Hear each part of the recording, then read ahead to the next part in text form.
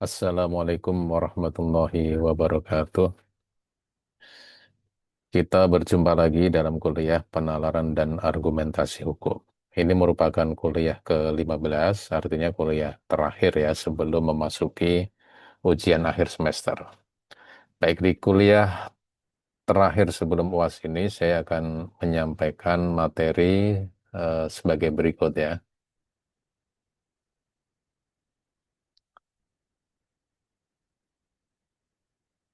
Materi yang akan saya sampaikan adalah penalaran hukum dalam perancangan peraturan perundang-undangan. Saya akan memulai yang pertama dari logika normatif dalam perancangan peraturan perundang-undangan. Oke, pengertian dari logika normatif ini adalah proses berpikir yang digunakan untuk menyusun kaidah hukum yang sesuai dengan prinsip keadilan, kepastian, dan kemanfaatan. Jadi, logika normatif yang kita maksudkan di sini itu sebenarnya merupakan rangkaian dari proses berpikir. Nah, tapi kegunaannya untuk apa? Yaitu untuk menyusun sebuah kaidah hukum. Nah, tapi kaidah hukum yang ada itu harus sesuai dengan prinsip-prinsip yang berlaku di dalam hukum. Yaitu apa? Prinsip keadilan misalnya, justice, prinsip kepastian, ya, certainty, lalu prinsip kemanfaatan, eh, deficiency. Jadi em, ini semuanya adalah penting ya dalam rangka membentuk suatu eh, proses berpikir yang kemudian akhirnya digunakan untuk penyusunan dalam sebuah kaidah hukum. Nah, contoh dari logika normatif ini adalah misalnya suatu pasal itu harus mengandung syarat hubungan kausal yang dirumuskan dengan jika maka, ya. Eh, ini hubungan sebab akibat. If then, if then relationship. Jadi eh, ini harus mengandung syarat jika maka secara eksplisit. Contohnya begini, jika seseorang melakukan perbuatan X, maka akan dikenakan sanksi Y. Nah, misalnya seperti itu. Nah, kita juga mengenal ya konsep seperti ini yang ada di dalam undang-undang tentang pembentukan peraturan perundang-undangan, khususnya ada di dalam lampiran.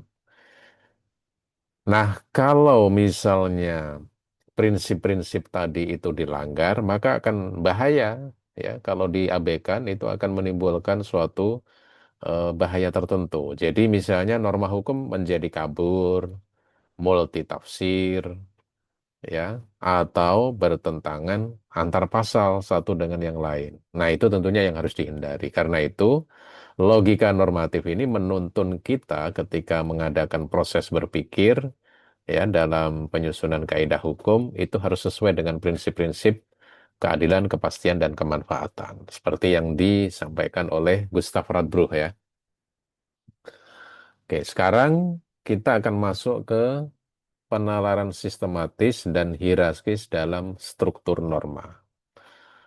Nah, ada hal penting ya dalam penalaran sistematis dan hierarkis dalam struktur norma itu. Pertama, ada yang harus dipatuhi, yaitu adalah asas-asas systematicity. Systematicity ini kalau kita serap dalam bahasa Indonesia menjadi sistematisitas gitu ya, tapi itu tidak ada dalam KBBI. Yang ada systematicity itu diterjemahkan dengan sistematis juga, tapi eh, sistematis dalam KBBI itu kelas katanya adalah eh, adjektiva ya, kata sifat. Jadi kita tidak punya atau belum menyerap kata systematicity menjadi sistematisitas gitu. Kesistematisasian gitu. Tapi kan kurang enak ya, kurang nyaman. Jadi saya langsung ambil saja bahasa Inggrisnya. Asas-asas systematicity. Apa ini? Yaitu norma hukum harus tersusun dari umum menuju kepada yang khusus, misalnya. Ya biasanya kan kalau kita melihat peraturan perundang-undangan itu biasanya deduktif memang, ya diungkapkan dulu, misalnya pengertian-pengertian atau definisi di pasal-pasal awal ya. Setelah itu mungkin adalah eh, asas-asas, tujuan, baru kemudian masuk ke batang tubuh yang sesungguhnya dari materi muatan yang mau diatur di dalam sebuah peraturan perundang-undangan. Nah, biasanya seperti itu ya polanya. Karena itu biasanya cara penyajiannya adalah deduktif, dimulai dari yang umum dulu, lalu masuk kepada isu-isu yang khusus.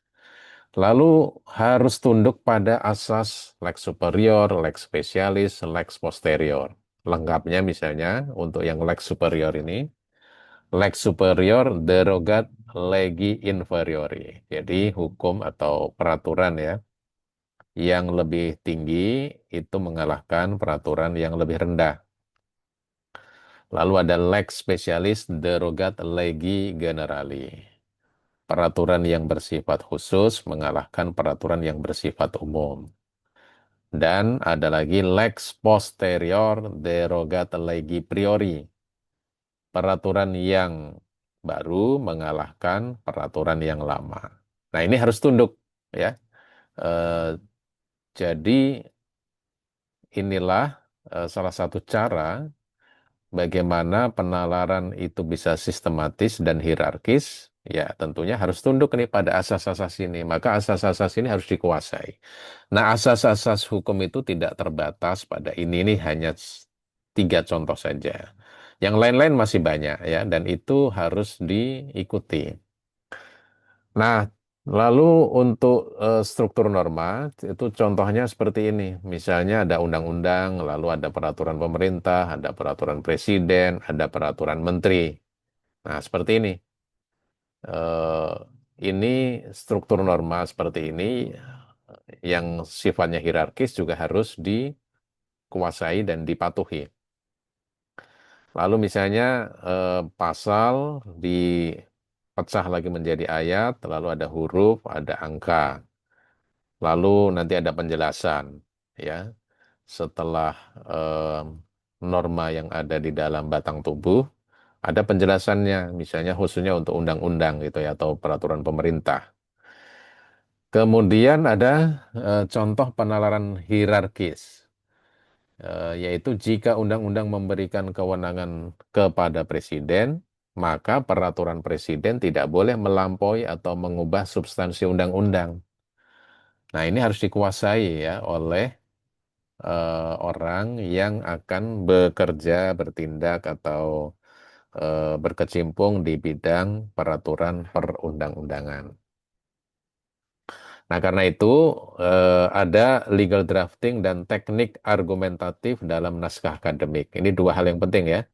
Pertama soal legal draftingnya sendiri, yang kedua soal naskah akademik. Nanti akan saya sampaikan secara singkat karena khusus untuk naskah akademik ini ada mata kuliahnya tersendiri ya, yaitu kalau di UPN Veteran Jakarta ada mata kuliah eh, apa eh, ilmu dan penyusunan peraturan perundang-undangan. Saya juga salah satu dosen yang mengajar mata kuliah tersebut. Oke, kita mulai dari legal drafting dulu. Apa sih legal drafting ini? Yaitu proses penyusunan dokumen hukum yang mencakup semua jenis dokumen yang memiliki konsekuensi hukum. Jadi kalau kita menyusun dokumen hukum dan dokumen itu apa saja, ya artinya meliputi berbagai macam hal, tetapi memiliki konsekuensi hukum. Nah, itu namanya adalah legal drafting. Nah, contohnya adalah peraturan perundang-undangan, kontrak, perjanjian, eh, bisa juga putusan hakim, ya. Tapi putusan hakim nanti disebutnya vonis ya. Tapi sebenarnya dari segi makna umumnya ya bisa meliputi itu karena dia memiliki konsekuensi hukum. Tapi kita batasi saja hanya untuk ini ya, peraturan perundang-undangan, kontrak, dan perjanjian. Yang lain-lain juga bisa ya, misalnya akta notaris gitu. Nah, tapi dalam konteks kuliah kita fokus di peraturan perundang-undangan saja ini. Nah, nanti ada istilah legislative drafting ya, perancangan undang-undang gitu atau peraturan perundang-undangan. Nah, tujuan dari legal drafting ini adalah memastikan dokumen tersebut ya, dokumen hukum itu sesuai dengan peraturan perundang-undangan. Jadi harus sesuai nih dengan peraturan perundang-undangan dan memenuhi ketentuan hukum yang berlaku serta mudah dipahami oleh semua pihak. Nah, ini tujuan dari legal drafting. Nah, unsur-unsur pentingnya adalah rumusan norma itu tidak boleh ambigu, tidak boleh mengandung kekaburan norma dan akhirnya nanti bisa menimbulkan multi interpretasi. Ya, Eh, tidak boleh ada fahu norman, norma-norma yang kabur. Sebab itu akan bertentangan dengan prinsip-prinsip kepastian hukum atau legal certainty tadi dalam teorinya Gustav Radbruch. Ya, karena itu penting ketika legal drafting proses itu dilakukan, maka harus dipastikan bahwa normanya tidak mengandung norma yang ambigu. Nah, apalagi kalau kita bicara hukum pidana. Dalam hukum pidana itu ada asas lex serta, ya, undang-undang yang eh, tegas, clear, tidak bisa dimaknai lain selain dari yang dimaksud oleh pembentuk peraturan tersebut. Lalu konsistensi terminologi hukum. Nah, biasanya istilah-istilah khusus itu sudah didefinisikan di pasal-pasal awal ya. Pasal 1 misalnya. Itu isinya kan biasanya pengertian-pengertian. Misalnya eh, apa namanya tindak pidana pencucian uang gitu ya. Nah, apa itu yang dimaksud dengan tindak pidana pencucian uang? Itu sudah menjadi terminologi hukum. Nah, maka nanti harus konsisten pengertian dari tindak pidana pencucian uang itu sebagaimana yang diatur di dalam pasal 1 pengertiannya tadi. Maka di pasal-pasal berikutnya harus konsisten. Jadi maknanya itu sesuai dengan makna yang diberikan pada pasal eh, yang mengatur mengenai definisi tadi. Lalu yang ketiga, hubungan kausal logis antara premis dan konklusi. Ya, ini juga penting. Lalu yang keempat, ketepatan pilihan kata kerja normatif. Kata kerja yang mengandung norma.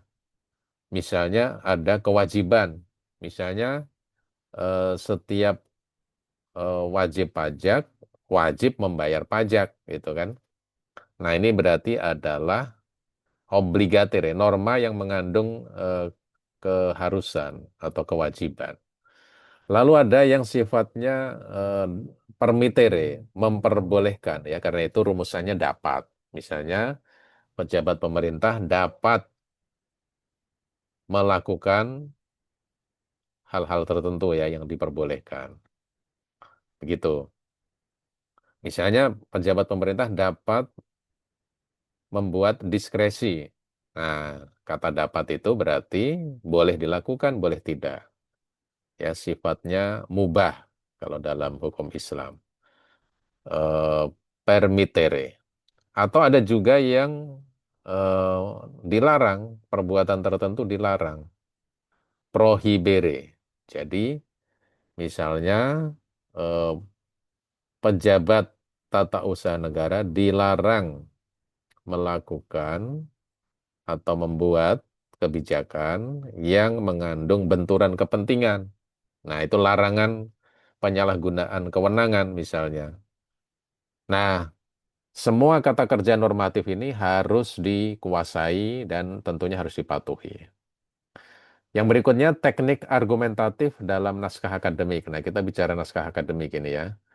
Misalnya penggunaan data empiris dan teori hukum. Jadi naskah akademik itu perlu dalam beberapa hal diperkaya, diperkuat dengan penggunaan data empiris. Kalau misalnya legal drafting atau legal drafter ya, itu mau menyusun peraturan perundang-undangan, katakanlah undang-undang tentang eh, apa namanya, tentang eh, tindak pidana eh, apa atau tentang undang-undang tentang perampasan aset misalnya ya.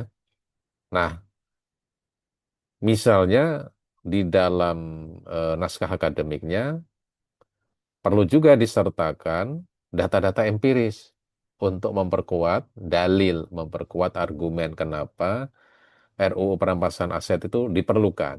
Misalnya data-data bahwa saat ini karena kita belum memiliki undang-undang perampasan aset, maka aset recovery, pemulihan aset negara itu menjadi tidak mudah.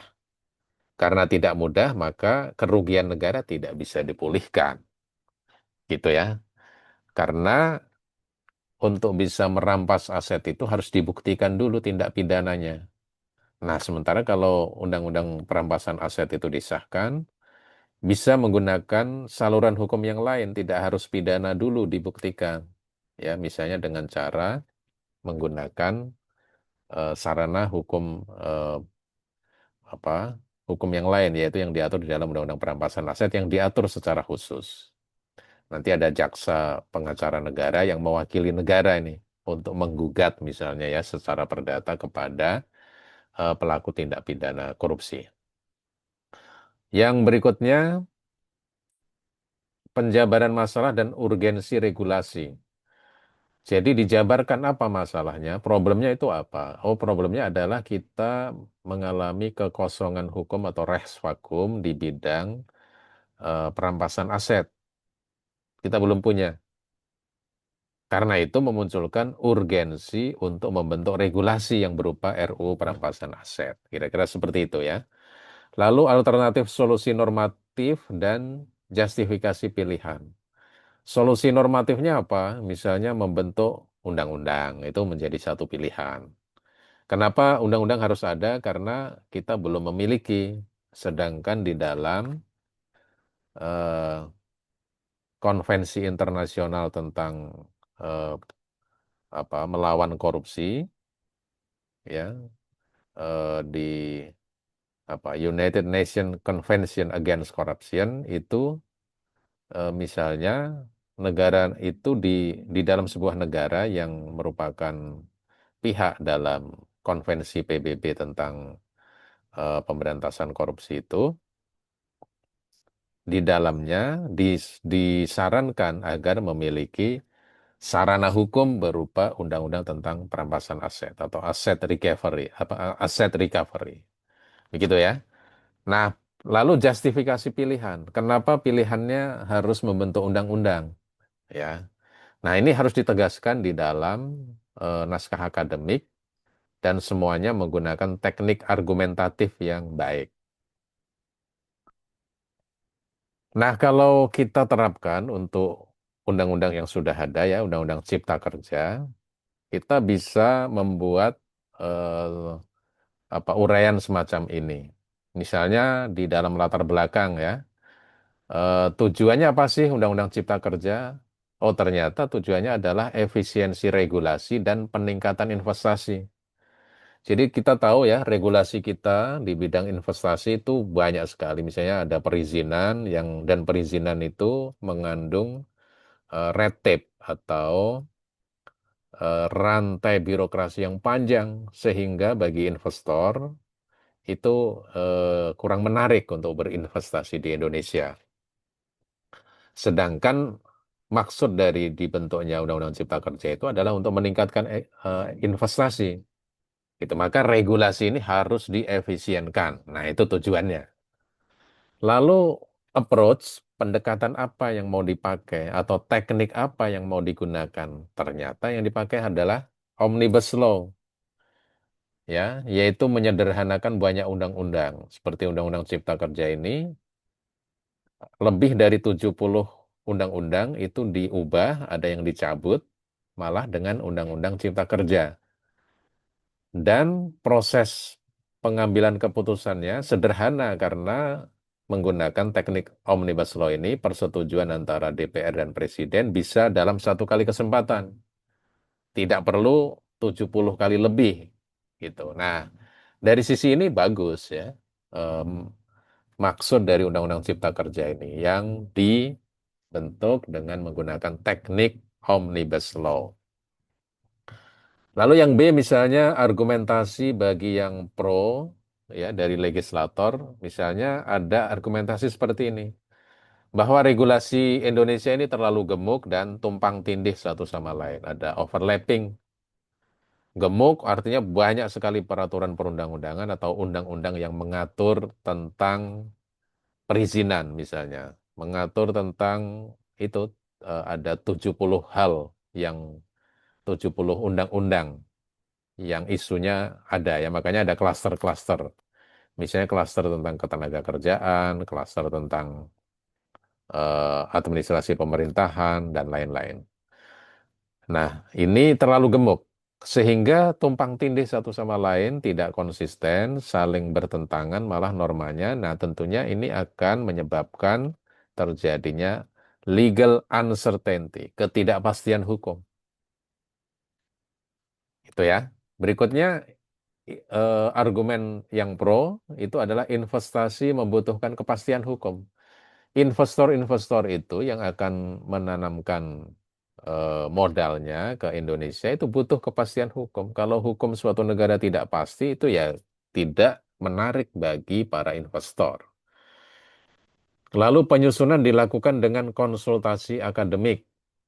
Jadi Undang-Undang Cipta Kerja ini dilakukan sudah ada konsultasinya, sudah dilakukan secara partisipatif ya, ada public participation. Misalnya begitu klaimnya. Walaupun kita tahu akhirnya ini dikoreksi oleh Mahkamah Konstitusi ya melalui putusannya. Yang C yaitu kritik dan kontra pendapat. Ada pihak yang tidak menyetujui pendapat ini. Misalnya substansi terlalu luas dan terburu-buru. Substansinya itu terlalu luas sekali karena seharusnya walaupun teknik Omnibus Law itu dipergunakan untuk membentuk suatu undang-undang, mestinya jangan terlalu luas isunya, ya. Cukup satu isu saja, misalnya isu tentang kesehatan, isu tentang pemilu. Nah, kalau Undang-Undang Cipta Kerja ini kan banyak sekali isunya, sehingga sulit untuk mengonsolidasikan antar isu tadi. Dan juga terburu-buru. Ya, waktu itu memang harus diakui ada keterburu-buruan sehingga ketelitian berkurang, partisipasi berkurang. Akhirnya ketika jadi Undang-Undang Cipta Kerja banyak aspek-aspek yang diabaikan, padahal seharusnya menjadi pertimbangan yang utama. Lalu, nah ini tadi ya, minimnya partisipasi publik. Partisipasi publiknya kurang kalau Mahkamah Konstitusi akhirnya kan menguji ya bahwa partisipasi eh, masyarakat itu harus memenuhi tiga hal. Pertama, eh, apa namanya, right to be heard, ya, hak untuk didengarkan. Lalu right to be considered, hak untuk dipertimbangkan. Dan juga right to be explained, hak untuk dijelaskan. Nah, itulah yang disebut dengan partisipasi publik yang bermakna atau partisipasi yang bermakna, meaningful participation. Dan juga transparansi. Nah, transparansi itu harus jelas, harus terbuka mana pasal-pasal atau ketika pembahasan itu apa saja. Tidak boleh tertutup kucing-kucingan dengan masyarakat, tiba-tiba disahkan dan mengikat. Nah, tidak boleh seperti itu. Lalu beberapa norma multitafsir ya bisa ditafsirkan selain dari yang dimaksud dan bertentangan dengan prinsip hierarki peraturan perundang-undangan. Misalnya bertentangan dengan Undang-Undang Dasar. Yang D, refleksi penalaran. apakah struktur logika dalam Undang-Undang Cipta Kerja tadi itu konsisten secara hierarkis, misalnya ada hierarki, apakah sudah dipenuhi? Karena ada eh, lex superior derogat legi priori. Peraturan yang lebih tinggi itu mengalahkan peraturan yang lebih rendah. Ya, jadi itu harus dipegang. Lalu yang berikutnya, apakah argumentasi legislatifnya dapat dibenarkan secara ilmiah dan normatif? Nah, ini juga diskusi yang lain. Begitu ya. Jadi ini penting eh, menjadi contoh saja. Nanti kalian semua mahasiswa atau eh, saudara-saudara, Bapak Ibu yang menyaksikan video ini bisa ini menjadi pola untuk diterapkan untuk undang-undang yang lain atau peraturan perundang-undangan yang lain. Demikian kuliah pada kesempatan kali ini. Saya ucapkan terima kasih. Wallahul muwaffiq ila aqwamit thoriq. Wassalamualaikum warahmatullahi wabarakatuh.